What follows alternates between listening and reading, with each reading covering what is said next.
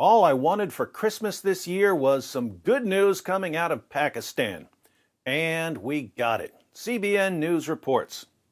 A Christian man in Pakistan has been acquitted of blasphemy and released from prison after serving 10 years of a life sentence.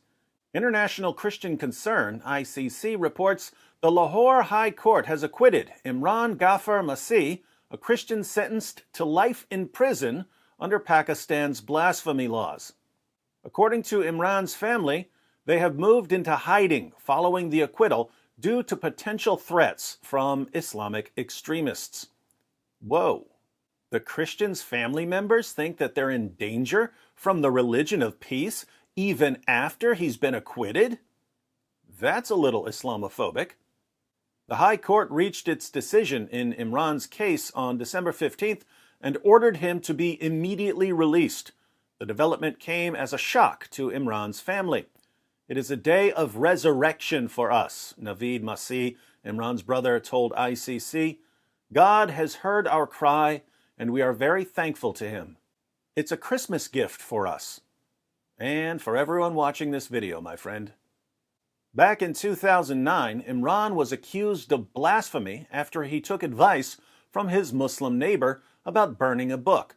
He was cleaning his family's bookshop in Hajwari town, located in Faisalabad. He was about to burn some trash he collected, which included some old books and papers, when he came across a textbook with Arabic writing. Concerned that the book contained religious writings, Imran asked Haji Liaquat Ali about burning the book. Ali told Imran to burn the book, so he threw it into the fire and walked away. When the book was partially burned, Ali returned and pulled it out of the fire. He used this partially burned book to falsely accuse Imran of burning a Quran. According to Imran's family, Ali wanted to take over the storefront leased to the family's bookshop so he could expand his building materials business, which is located next door. Well, I'm sure that no one jumped to any conclusions and that the Christian was given ample time to explain himself. News of the alleged Quran burning spread to local mosques, where they even announced it over their public address systems. A large mob of approximately 400 Muslims came to Imran's home, where they attacked him, his brother, and his father. Local police arrived on the scene and took Imran into custody. Meanwhile, a mob of 1,000 Muslims reportedly gathered outside the police station and chanted, "Hang him who disgraces the Holy Quran. Christians are dogs. Imran is a dog." The police charged Imran with blasphemy and handed out copies of the charges against him in an effort to placate the mob. Police do love to placate mobs in Pakistan. Of course, if you always do what the mob wants, this encourages people to form mobs in order to get what they want. But hey, that's Pakistan.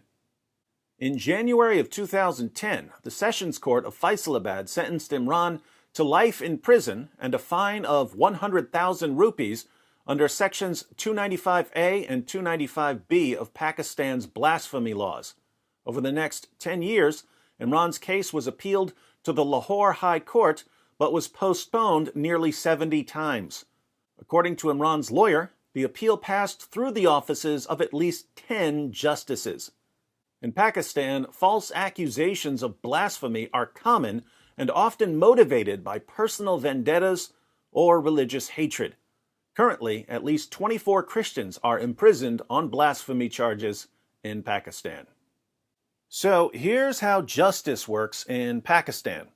If any Christian even slightly annoys any Muslim in any way, the Muslim can just start yelling, "Hey, this Christian just insulted the Prophet. This Christian just insulted the Quran." Then a mob will form and attack the Christian and his family. Police will show up, but there's no serious investigation. If they don't throw the Christian in jail and charge him with blasphemy, they'll be accused of siding with the Christians against the Muslims, and that's just an insult to the Quran. Allah declares in Surah 3, verse 110 of the Quran, that Muslims are the best of peoples ever raised up for mankind. Allah declares in Surah 98, verse 6 of the Quran, that Christians are the worst of creatures.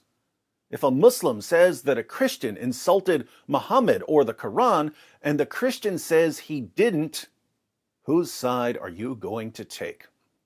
So, the Christian goes to jail, and he's later convicted of blasphemy and sentenced to death or to life in prison. The judges know that the case is completely bogus, but they can't just let the Christian go, because if they do, they'll be targeted by the mob as well. So, the judges pass the case around for about 10 years or so until most people have forgotten about the Christian. Then they quietly acquit him of the bogus charges. And the Christian and his family spend the rest of their lives in hiding, because that's just how things work in Islam.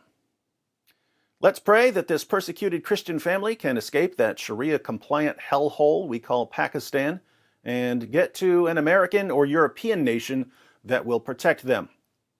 Of course, when they get to an American or European nation, they'll be told that Islam is a religion of peace and tolerance, and that only racist Islamophobic bigots are concerned about the spread of Sharia. But at least they'll be safe. For now.